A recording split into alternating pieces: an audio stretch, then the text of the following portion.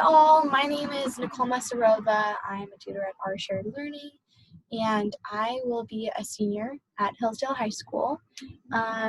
Today I'm going to begin with an intro to writing, so feel free to follow along. So we are going to take a walk through this link, which is on our website. If you go to free resources, it's reading/writing help. You can feel free to access it on your own. So we are going to begin with the intro to writing. Right, today we're going to cover the types of writing, practice them a little bit. Then we're going to begin by discussing the genres of writing. Next time we're going to learn how to take notes, but that's just coming up. For now, we're just going to do these three things. Let's begin with some of the most popular types of writing. Knowing the types of writing can help you understand the goal of the writing piece. In our upcoming slides, we're going to look at the 4 main types of writing and then try and see some of the goals of each type of writing. So here are the 4 types of writing. We have narrative, descriptive, expository, and persuasive. And everything that you read or write will either be one of these or a combination of these. Now, a narrative is almost any book that you read. Descriptive is majority going to be poems. Expository is going to be something like a research paper. Persuasive is going to be when you have a writing prompt or when you are discussing the theme of a book, something in which you have an opinion that you're trying to prove. Here's just another version of the explanations in case you want to check it out.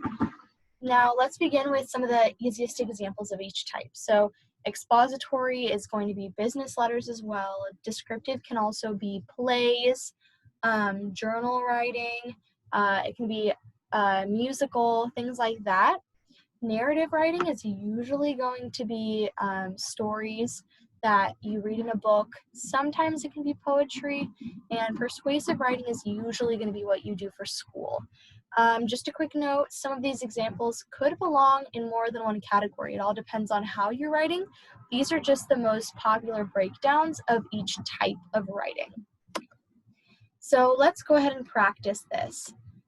We're going to see a paragraph that's written that I just jotted down real quick. It's going to belong in just one category, so feel free to follow along with me. We're going to begin with this one. So there once was a fox. The fox liked to run, but one day it got hurt. So then it would run every day, but be more careful not to run too fast. Go ahead, I'm going to give you like 30 seconds. Think of which one it could be.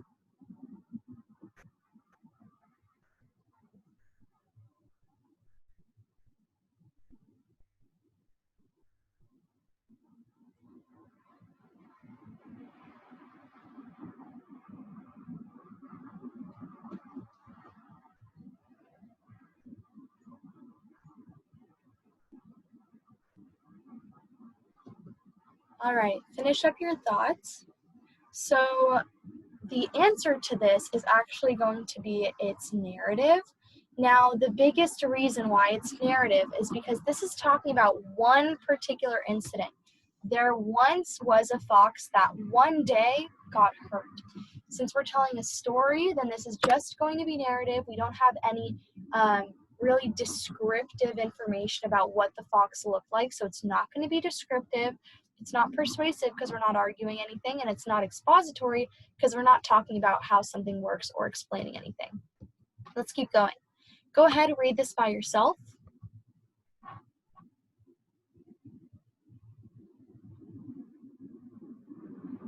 All right, if you need some more time, go ahead and pause this. I'm going to keep going. So this is explaining the reason why birds fly. So because it's explaining the scientific basis for birds adapting to fly, it's going to be expository. Anytime that anything's discussing the scientific reasoning, it's going to be expository. Let's keep going. Go ahead and read this to yourself. Pause, and then only click play when you're ready to keep going. The answer for this one is going to be narrative, because once again, this is talking about one specific incident. right? The one time that a bunch of snow landed on them, and sometimes in a narrative, you also learn a lesson. So you'll notice in both of the examples that we've had that are narratives so far, both of them have a lesson that the main character learned. Let's keep going. Go ahead and pause this, read it to yourself, plus press play when you're done. The answer to this one is actually going to be persuasive because we first start off with an opinion. I believe that vanilla is the best ice cream, and there's reasons why. So this writer is trying to persuade you that vanilla is the best ice cream. This next one is directions on how to make sushi. Go ahead and pause while you read it. Press play when you're done. And so because this is just an illustrative piece talking about how to make sushi, it's going to be expository because it's just facts talking about how to make the food. You know, it doesn't really fall into any of these other categories, so it's going to be expository. This one is, go ahead and read it to yourself for a second.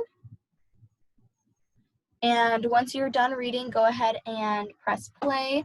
So if you look here, there's a lot of colorful language, and there's a lot of powerful language. So there's frisked, brilliant white and pink. I breathed in the cold, sharp air. So this is going to be descriptive. You can really feel what the author is trying to tell you on what it's like sitting there and how beautiful, how crisp the air is. This one, go ahead, read it to yourself. Press play when you're ready to keep going. All right, so this one, once again, I don't know if you can guess, but this is about one specific incident.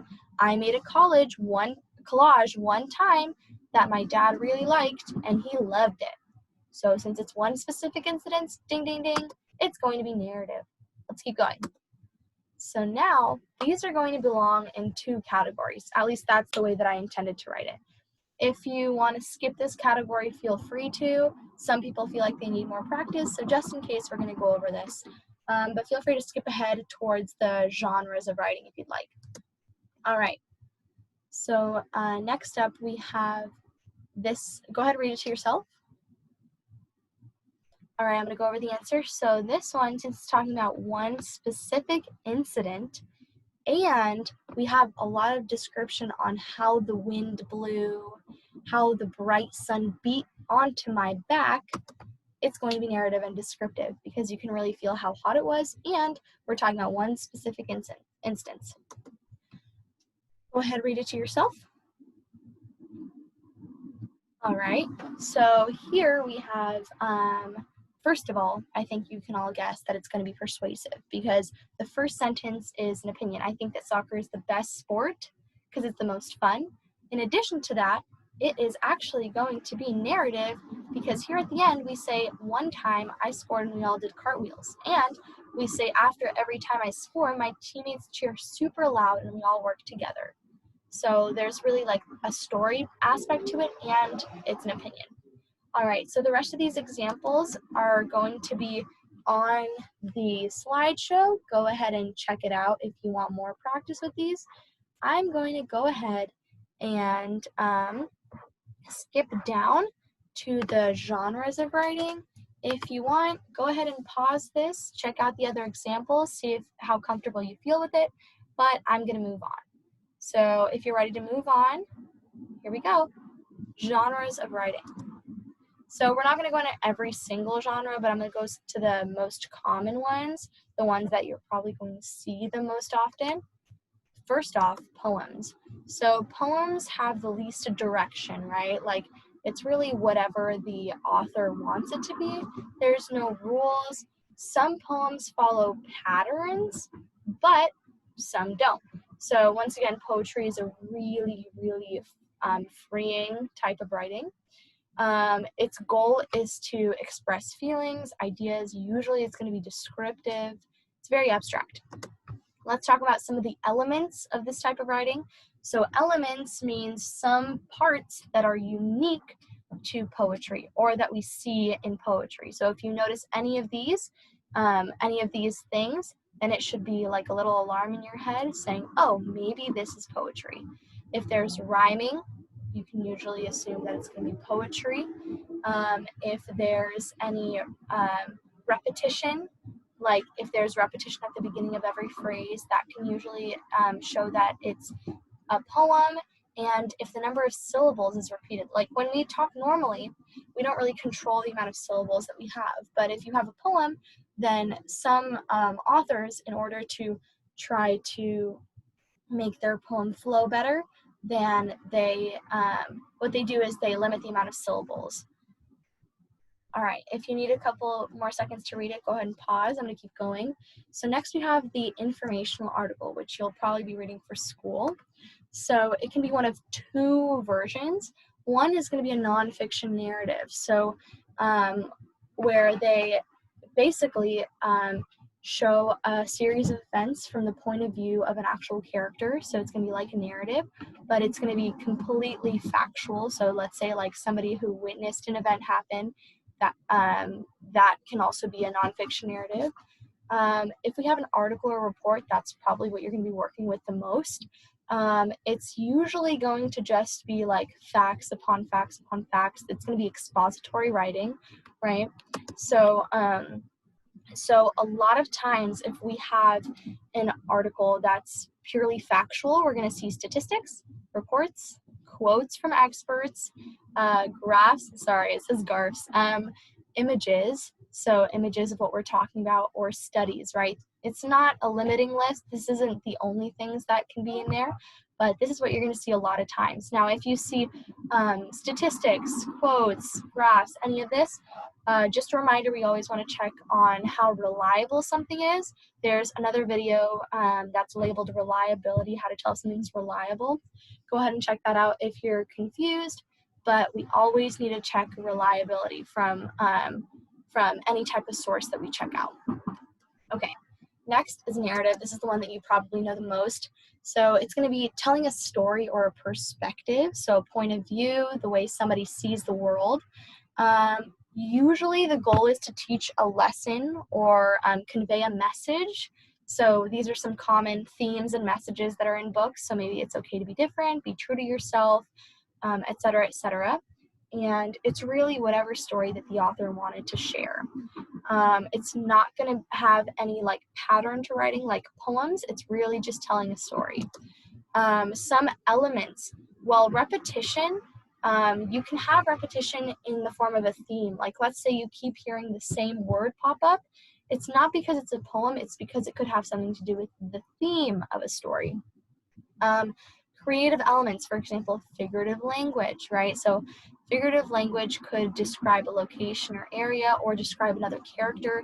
Figurative language is going to be a whole other video that I'm going to upload later, but figurative language is huge. If you're reading like a long multi-chapter book, figurative language is 100% going to be in the book, and it's something that you're going to need to know for school. We'll come back to that later, but one example of figurative language is metaphors. Now, there's going to be another video for the story arc and the hero's journey. Here are the pictures for what I'm talking about. This you absolutely need to know if you're studying a narrative. This is so incredibly important. I cannot stress this enough. If you do not understand every single point on this circle, I highly recommend that you check out the video that I have for this. But yeah, this is huge. I'm going to keep going though because I don't want to spend the entire video just focusing on the story arc when there's another video for it. So it also means that the narrative is going to have all of these elements as well, right? Everything that's in these two pictures is going to be in every single narrative that you find. I promise you, not a single narrative does not have this. Persuasive piece. Now this is, there's a whole other video on a persuasive piece because I feel like everybody needs to know how to write persuasive writing. Sometimes it's referred to as a CEA paragraph in your science classes. Basically, it's usually structured with an introduction paragraph. Then you have all of your evidence and commentary paragraphs where you have evidence analysis and then your sub-claims. And then you're usually going to wrap up with a conclusion paragraph. So those are just some of the highlights, right? You're going to have an introduction, a hook, which catches the reader's attention, claim, evidence, reasoning / analysis in every single paragraph, And then the conclusion paragraph, where you just summarize everything that you learned and maybe have a self-reflection or a call to action to the audience. Now, once again, if any of this is unfamiliar, go ahead and check out my video for persuasive writing. Next, it also could have methods of persuading. So I don't know if you know these, like ethos, pathos, or logos. There's another video on these as well, but these are huge for persuasive writing. So if any of that is unfamiliar, feel free to check out that video. I'll have everything linked in the comments, but like that's also huge. Persuasive writing, you can use pathos, ethos, and logos, and it will make your writing 10 times better, I promise you. All right, now since we're at the end, first, this video is really just to cover genres and types of writing. If you have any questions, feel free to comment them. I check comments pretty often. Let us know if you want any requests for upcoming videos. Seriously, comment them.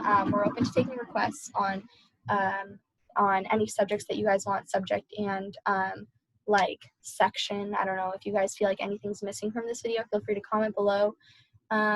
We are a completely free tutoring program, so if you'd like to check out our website, we're at oursharedlearning.org. Once again, that's going to be in the caption below. So feel free to let me know if you guys need any help with anything. If you want, go ahead and subscribe if you want more writing help, but just let us know what you need. So my name was Nicole, and I did the intro to writing. Hope you guys have a wonderful day.